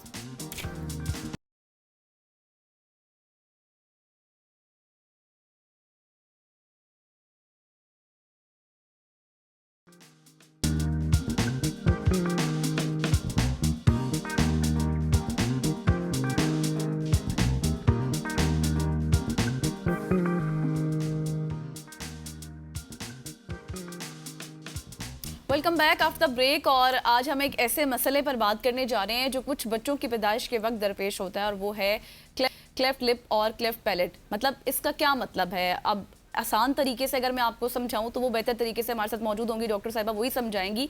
और इसका मतलब यह है कि जो बच्चों का होंठ होता है या फिर तालू होता है, मुकम्मल तौर पर वो जुड़ा होता है, जैसे आप पिक्चर्स में भी देख रहे हैं। और इस वजह से बच्चे को दूध पीने, उसको बोलने में और बाज़ औक़ात सांस लेने में भी प्रॉब्लम्स हो रही होती है। और अक्सर हमारे माशरे में इसे गलत फहमी या फिर किस्मत से जोड़ दिया जाता है। हालांकि ये एक तिबी मसला है और इसका इलाज भी मुमकिन है। अगर बर वक्त इलाज या फिर सर्जरी हो जाए तो बच्चा बिल्कुल नॉर्मल ज़िंदगी गुजार सकता है। आज के प्रोग्राम में हम जानेंगे कि ये मसला क्यों हो जाता है, इसका इलाज कैसे होता है और वालिदैन को किन किन चीज़ों का ख्याल रखना चाहिए। बिल्कुल ऐसी आसमा नजीब साहिबा हमारे साथ मौजूद है। डॉक्टर साहिबा, thank you so much for joining अस। ये ऑर्थोडोंटिस्ट हैं और ये आज हमें इस मसले के हवाले से बताएंगी। सबसे पहले तो मुझे बताइएगा कि ये अगर हम स्पेशली क्लेफ्ट लिप और क्लेफ्ट पैलेट की बात करें तो इनमें भी कोई फ़र्क होता है दोनों में? अस्सलाम वालेकुम। जी एग्जैक्टली इनका जैसे नाम ही बता रहे हैं, क्लेफ्ट लिप में जब कभी भी कोई दरार या खला होगी, when there will be non union, in English we say split, and palate तालू को कहते हैं। तो क्लेफ्ट लिप मींस क्लेफ्ट है, नॉन यूनियन है, खला है या फिर कट है होंठ में। और अगर पैलेट होगा तो हम कहेंगे कि जब तालू नहीं जुड़ा हुआ होता। ठीक है, तो this is the simplest of basic difference between them. एक लिप का मसला, एक पैलेट का मसला है। सही। अच्छा, फिर डॉक्टर साहिबा ये अब ये बताएं कि ये मसला होता क्यों है, इसके पीछे किन जैसे मैंने इंट्रो में कहा कि अक्सर लोग इसको किस्मत से जोड़ देते हैं कि यार ये तो कुदरती है, ये तो ऐसा ही हुआ, लेकिन किन किन वजूहात की बिना पर ये मुमकिन होता है? Yes, you are very much right, आप बिल्कुल सही कह रही हैं। अमूमन इसको जो है बहुत ज़्यादा मिथ्स और फैक्ट्स के साथ जोड़ दिया जाता है।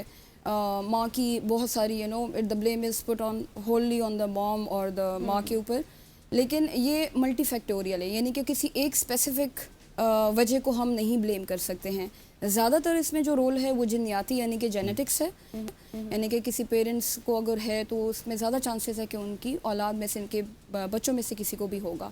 फिर कुछ फैक्टर्स हैं लाइक एनवायरमेंटल, उसमें ज़्यादातर जो रोल है वो है स्मोकिंग का एंड अल्कोहल कंजम्पशन का, क्योंकि हमारे उसमें चूँकि हमारा कल्चर ऐसा नहीं है कि जिसमें फ़ीमेल्स इतना, लेकिन अगेन स्मोकिंग बेसिकली आप यूँ समझ लें कि जब ऑक्सीजनेशन या आप हाई एल्टीट्यूड से जो बिलोंग करते हैं लोग, उनमें भी वहाँ जो लोग रहते हैं या स्पेसिफिकली जो ऐसे तरीके से खाना पकाते हैं जो लकड़ियों से हो, so in short smoking and other than that there are some medications. अगर उस मतलब हमल के शुरू कुछ वीक्स में अगर आपने कुछ ऐसी मेडिसिन ले ली हो तो उससे भी हो सकता है, एंड कुछ न्यूट्रिशनल डेफिशिएंसीज की वजह से भी हो सकता है।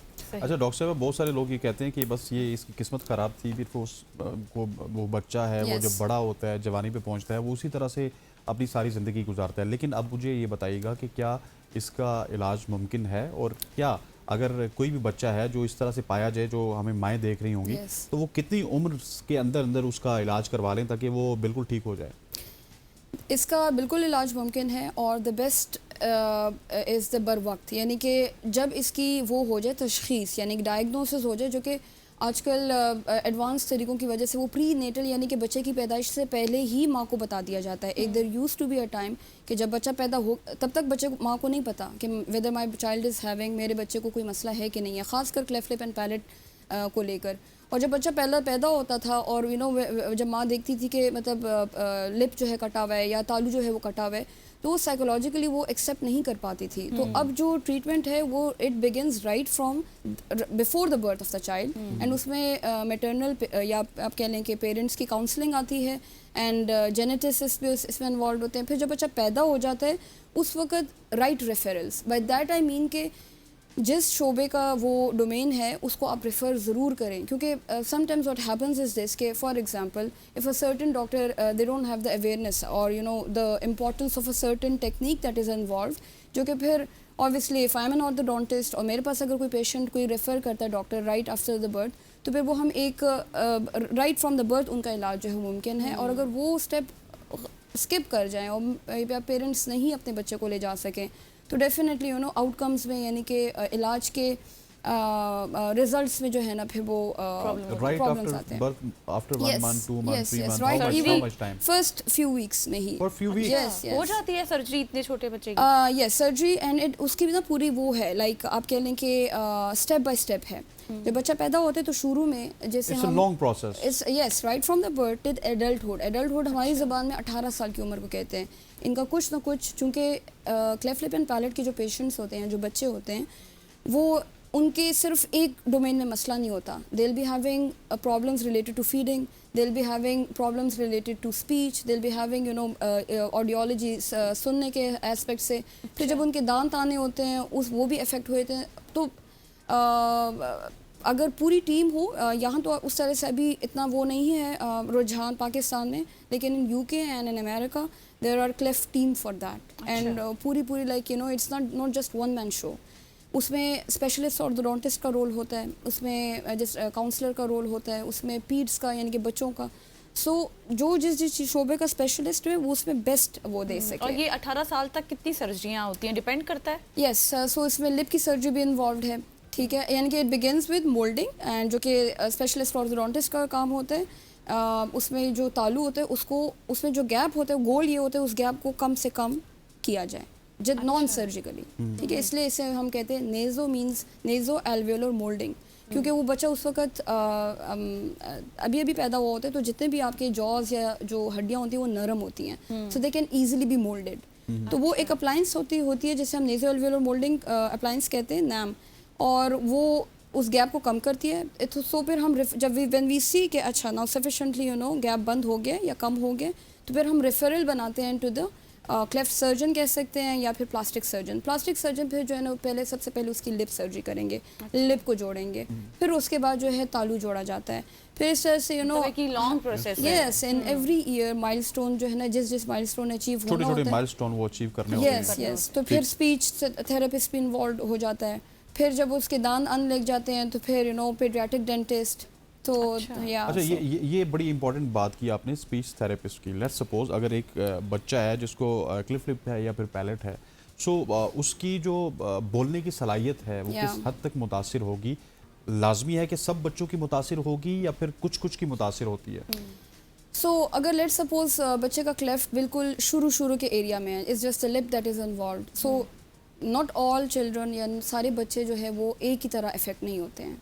अगर मसला कम है, सिर्फ लिप में कट है, तो मे बी उसकी स्पीच नहीं इतनी मुतासिर हुई होगी, लेकिन कट जितना पीछे जाने, हाँ गहरा होगा, पूरे के पूरे तालु को इन्वॉल्व किया होगा, तो डेफिनेटली यू नो फिर वो स्पीच डेफिनेटली वो ऑल्टर हुई होगी। जनरली जितने हमने अभी तक मेरे पास जितने पेशेंट रिपोर्ट हुए हैं, they are severe cases and उनकी स्पीच डेफिनेटली अफेक्ट हुई होती है, एंड हमें लाजमन जो है वो स्पीच थेरेपिस्ट की तरफ रेफरल देना पड़ जाता है। तो आफ्टर सर्जरी क्या ये नॉर्मल हो जाती है, बच्चे की ज़िंदगी बिल्कुल नॉर्मलाइज होता है, और क्या ये दोबारा होने का भी खतरा होता है कि शायद दोबारा भी हो जाए? नहीं, दोबारा नहीं होगा, लेकिन हाँ अगर सर्जरी हुई है तो उसकी मतलब अगर तालु को जोड़ा गया है लेट्स सपोज, और उसके दोबारा खुलने के चांसेस होते हैं, खासकर जिन बच्चों के गैप्स बहुत बड़े बड़े होते हैं। लेकिन अगेन आई वुड से अगर फॉर एग्जांपल राइट टाइमिंग पे हुई भी हो and with the proper counselling of the patient and the parents done, यानी कि आगाही की सब सारी चीज़ें लिंक्ड है विद द आगाही, अवेयरनेस। क्योंकि बहुत दफ़ा ऐसा होता है कि may be you know the parents जो होते हैं वो उनका depending on their socio economic status या देयर अवेयरनेस, उनको डॉक्टर की वो बात अगर अच्छे से समझ ना आई हुई हो तो they would you know they might just ignore, अगर डॉक्टर ने कहा होगा कि इन फलाने डॉक्टर को दिखा दें। सो अगर टाइम पे इलाज ना हो और बर वक्त जो है वो ना हो तो अगर एक बच्चा है, अगर जिस तरह से आपने कहा बच्चा पैदा होता है उस वक्त उसका मांस वगैरह या बॉडी उसकी या उसकी हड्डियाँ थोड़ी सी उस तरह से नहीं होती, तो अगर तब से सर्जरी का प्रोसेस स्टार्ट हो फिर भी अगेन खतरा ज़रूर होता है? देखिए, जो हम बच्चे की पैदाइश से लेकर एंड तक जो सारे वो कोई भी स्टेप मिस नहीं करना। हाँ, कोई भी स्टेप मिस नहीं करना। मतलब ऐसा नहीं है कि फॉर एग्जांपल पहली दफा करवा दें और कहें कि 2-3 महीने नहीं करवाना, हाँ, या 2-3 साल। 18 साल तक अगर एक बच्चे की सर्जरी बाकायदा चलती रहे तो अगेन फिर खतरा नहीं है, तब नहीं है। लेकिन अगर for example if the child has missed step 2, 3, 4 तो फिर इन द लाइफ, फिर इशू हो और फिर एकदम से तो फिर जाहिर सी बात है, फिर वो सर्जन के लिए भी मुश्किल हो जाता है एक सर्टेन स्टेप को, और फिर उसमें हड्डी, बोन ग्राफ्ट, यू नो वो एक हम जनरली कॉमनली एक वो ऐड करते हैं कि जितना टाइम पे आप कुछ वो करेंगे तो उतना ही ब्यूटीफुली एंड अच्छे से वक्त के बाद वो जो हम सजदे दे रहे हो तो उनका कोई फ़ायदा नहीं होता। मुझे ये बताइएगा कि आपने प्रिसाइसली पहले सवाल से लेके अभी आखिर तक पेरेंट्स की काउंसलिंग की बात की है, तो पेरेंट्स की काउंसलिंग में क्या क्या शामिल है जो कि उनको बच्चे की पैदाइश के दौरान या फिर हमल के दौरान, स्पेशली अगर खातून की बात की जाए तो उसको वो चीज़ें प्रिकॉशनरी मेजरमेंट्स लेने चाहिए ताकि उनका बच्चा इस बीमारी से बचा रहे? अगर बात की जाए एक मसला अभी नहीं हुआ और उससे बचने की, तो डेफिनेटली यू नो जो आपकी जो गायनोकोलॉजिस्ट हैं and be like well informed, कोई भी ऐसी दवा अपनी मर्ज़ी से ना लें कि that would affect your baby. इस तरीके से stay in close coordination with your gynaecologist.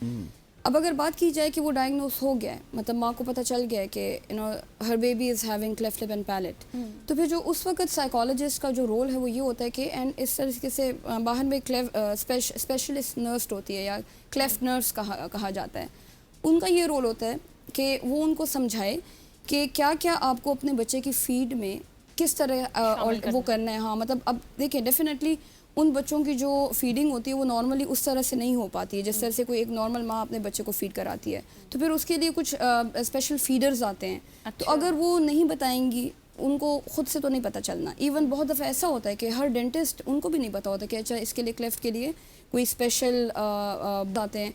तो इस तरीके से उनको एट द सेम टाइम सारी चीज़ों के बारे में आगाह करना कि आपने जब बच्चा पैदा होगा तो आपने क्या क्या चीज़ें ख़रीदनी हैं, क्या क्या चीज़ें लेकर रखनी हैं, एंड फिर सबसे पहला रेफरल आपका किसके पास होगा। तो ये सारी चीज़ें जब माँ को पहले से ही पता होंगी। It's all about awareness. अगर हम बात करें तो जितनी आपको अवेयरनेस होगी, और इसी अवेयरनेस के लिए आज के हमारा सेगमेंट भी था। थैंक यू सो मच अस्मा नजीब साहिबा हमारे साथ मौजूद थी, डिटेल डिस्कशन हम कर रहे थे। यहाँ पर लेते हैं शॉर्ट सी ब्रेक, वापस आएंगे, स्टे विद अस।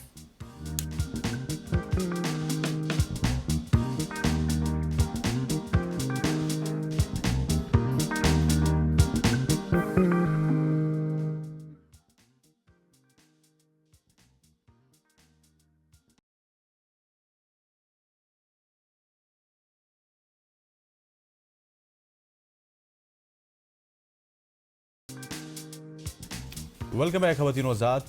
रमज़ान आ रहा है, रमज़ान की आमद है। रहमत बरकत और मग़फ़िरत का महीना जो हर साल हमें खुद से जोड़ने और अल्लाह के करीब लाने का दर्स भी देता है। और ये वो महीना है जिसमें कुरान नाजिल हुआ, जिसमें दुआओं की कबूलियत मिलती है हमें और दिलों को सुकून भी मिलता है। रमज़ान हमें सिखाता है कि रोज़ा सिर्फ भूखा रहने का नाम नहीं है, बल्कि सब्र, बर्दाश्त, अच्छे अखलाक और दूसरों का एहसास करने का दर्स देता है। ये महीना हमें अपनी सोच, अपने रवैयों और अपनी ज़िंदगी पर नज़रसानी का मौका देता है। और आज के प्रोग्राम में हम रमज़ान की उसी रूह, उसके पैगाम और उसके अमली असरात पर बात करेंगे कि किस तरह रमज़ान हमें एक बेहतर इंसान बना सकता है, हम अपने माशरे को बेहतर कर सकते हैं और अपने इर्द गिर्द के माहौल को बेहतर कर सकते हैं। बिल्कुल जी, और इसी पर बात करने के लिए स्टूडियो हमें ज्वाइन कर चुके हैं शेख मुफ्ती साहब। Thank you so much sir for your time. सबसे पहले अब तो बहुत ही कम वक्त रह गया, यकीनी तौर मतलब ऑलमोस्ट अब कुछ डेज ही हैं, आप ये कहें रमज़ान की आमद है। किस तरह से हमें प्रिपेयर करना चाहिए खुद को, किस तरह की तैयारियां करनी चाहिए? बिस्मिल्लाहिर्रहमानिर्रहीम। पहली बात तो thank you for inviting in the show. It's pleasure sir. सबसे पहली बात तो ये है कि रमज़ान की हमें जो स्पिरिट है उसके बारे में सोचना चाहिए कि रमज़ान है क्या चीज़। अनफॉर्चुनेटली हम रमज़ान को एक फेस्टिवल पॉसिबली कभी कभी बना लेते हैं, राइट, जबकि वो फेस्टिवल नहीं है। रमज़ान एक एक्सरसाइज है, अल्लाह ताला की तरफ से एक महीना दिया, जिस एक स्पिरिचुअल एक्सरसाइज है जिसके अंदर जो अल्लाह ताला ने हमें मकसद बताया वो है तकवे का हुसूल, राइट। कुरान के अंदर बहुत क्लैरिटी के साथ है कि रमज़ान का महीना, रोज़े तुम पे इसलिए फ़र्ज़ किए गए ताकि तुम तकवा हासिल करो। और तकवा एक्चुअली मीन्स के हम अपने आप को सेल्फ कंट्रोल कैसे करें। तकवे का मतलब यही है। तकवा दाढ़ी रखने और टोपी पहनने का नाम नहीं है। तकवा सेल्फ कंट्रोल का नाम है। और सेल्फ कंट्रोल इस लिहाज से कि अल्लाह ताला ने हमारी हर चीज़ की लिमिट्स बनाई है ना, हर चीज़ की बाउंड्रीज हैं कि आप अगर गुस्सा है तो गुस्सा काबू करो, दैट मीन्स के लिमिट के अंदर रखो, इसके बाद गलत हो जाएगा। पानी पी लो, बैठ जाओ, खड़े हो तो हाँ राइट, गुस्सा कंट्रोल कैसे करें आप ये कह रही हैं। तो बेसिकली मैं कहना ये चाह रहा हूँ कि हर चीज़ की लिमिट्स हैं। खा सकते हो लेकिन ये नहीं खाना, ये नहीं खाना। पी सकते हो, शराब नहीं पी सकते फॉर एग्जाम्पल। तो हर चीज़ की लिमिट्स हैं। तो अपने आप को आपने कंट्रोल में रखना है। तो अपने उस कंट्रोल, सेल्फ कंट्रोल का नाम तकवा है। तो अल्लाह ताला ने फरमाया कि रोज़े का, रमज़ान का जो बुनियादी मकसद है वो सेल्फ कंट्रोल है, तकवे का हुसूल है। तो एक एक्सरसाइज है। हमें आजकल लोग जो हैं वो कितने थाउजेंड्स ऑफ डॉलर्स दे के जाके एक self control, self restrain exercise के लिए जाते हैं। जी आप फ़लाँ जगह चले जाएं, वहाँ पे आपको योगा कराएंगे, फ़लाँ कराएंगे and you come out rejuvenated, you know. वो तो स्पिरिचुअलिटी की बात नहीं करते, लेकिन अब आपकी बात करते हैं। और अल्लाह ताला ने हर साल हमें ये एक्सरसाइज दी है। और हमारा focus, I mean if I really look into it, तो इफ्तार पार्टीज, राइट। और आजकल तो सहरी पार्टीज भी होती हैं। यस, सहरी पार्टी भी चलती है। मुझे एक दफ़ा किसी ने बुलाया था कि जिस सहरी की पार्टी में आप एक आके बयान दे दें, और वो सहरी की पार्टी कम थी और फैशन शो ज़्यादा था, राइट। तो ये तो बिल्कुल ही, यानी हमने स्पिरिट को ख़राब कर दिया। जो रमज़ान का मकसद था उसको तो हमने ज़ाया कर दिया। और एक चीज़ हमें याद रखनी चाहिए, मैं अक्सर ये बात करता हूँ कि हमारा दुनिया में आने का मकसद ये है कि हम आखिरत की तैयारी करें। एवरी हर मुसलमान इस चीज़ को जानता है, इसके अंदर कोई दो राय नहीं है। कोई ऐसा नहीं है जिस कोई मसले की इख्तिलाफ है या कोई, एवरीबडी नोज़ कि हमारा दुनिया में आने का मकसद ये है कि हम ऐसी ज़िंदगी गुजारें कि जन्नत में जाएं, राइट। और जन्नत में जाने के लिए मेहनत करनी ज़रूरी है, राइट। और मेहनत के बगैर तो कुछ नहीं मिलता। और ये अल्लाह ताला ने पूरा इसको ऐसे डिज़ाइन किया इस महीने को कि आप, जैसे हदीस में आता है, जो रिबेलियस शयातीन है, बागी शयातीन, वो कैद हो जाते हैं, जन्नत के दरवाजे खुल जाते हैं, दुआएं कबूल होती हैं। जो पूरा दिन की जो एक्सरसाइज है, खाना नहीं, पीना नहीं, मैरिटल रिलेशंस नहीं, वो असल में एक सेल्फ कंस्ट्रेनिंग एक्सरसाइज है, राइट। कि आपने सुबह से लेकर शाम तक जो हलाल चीज़ें वो भी नहीं करनी है। तो ऑफ कोर्स बेतरीके ऊला उसमें हराम चीज़ें नहीं कर सकते। फिर जो हमारी रूह की ग़ज़ा है, नमाजें हैं, अल्लाह ताला ने साथ में एक एक्स्ट्रा नमाज को हमारे लिए मसनून कर दिया कि 5 नमाजें तो पढ़नी है, साथ में तुम तरावी की नमाज़ें पढ़ो, कुरान की तिलावत करो, कुरान तरावी में सुनो। तो ये पूरी की पूरी जो सेटअप है वो इसलिए है कि आप अपने आप को काबू करें और अपने आप को स्पिरिचुअली इतना स्ट्रॉन्ग करें कि आपका जो रूहानियत है वो आपकी नफसानियत के ऊपर गालिब आ जाए। और उसी से इंसान अपने आप को कंट्रोल कर पाता है ना, उसकी नज़र काबू में, उसकी ज़बान काबू में, उसका कान काबू में। इसीलिए तो हम पहले भी बात कर रहे थे जब ऑफ एयर थे कि कि अल्लाह के रसूल ने फरमाया सल्लल्लाहु अलैहि वसल्लम ने, इवन सो मच सो कि अगर कोई तुमसे लड़े रोज़े में तो तुम उसको कहो कि मैं रोज़े से हूँ, यानी मैं लड़ नहीं सकता। राइट, अभी रोज़ा है, इस वक्त मैं एक एक्सरसाइज मोड के अंदर हूँ, इस वक्त लड़ाई नहीं कर सकता। हमने तो लड़ना ही उसी वक्त होता है। तो ये तो हम बात कर रहे हैं ना कि हम लोग रोज़े के कि जो स्पिरिट है उसको, रमज़ान की स्पिरिट को समझ नहीं पाए। हमारा सारा फोकस बस जैसे हमने बात की कि पार्टी, सेलिब्रेशंस, इफ्तार पार्टीज एट्सेट्रा एट्सेट्रा, बाज़ारों में ईद की शॉपिंग। अच्छा मुफ्ती साहब, ये एक मैं पॉइंट है, इसको रेज़ करना चाहता हूँ कि हमें रोज़े में अपनी इबादत को डबल कर लेना चाहिए, हमें कुरान पढ़ना चाहिए, हमें जो नवाफिल आम दिनों में हम नहीं पढ़ते नमाज के साथ के ही उनको पढ़ना चाहिए, रात को तरावी पढ़नी चाहिए। अनफॉर्चुनेटली हम ये तमाम काम नहीं करते हैं।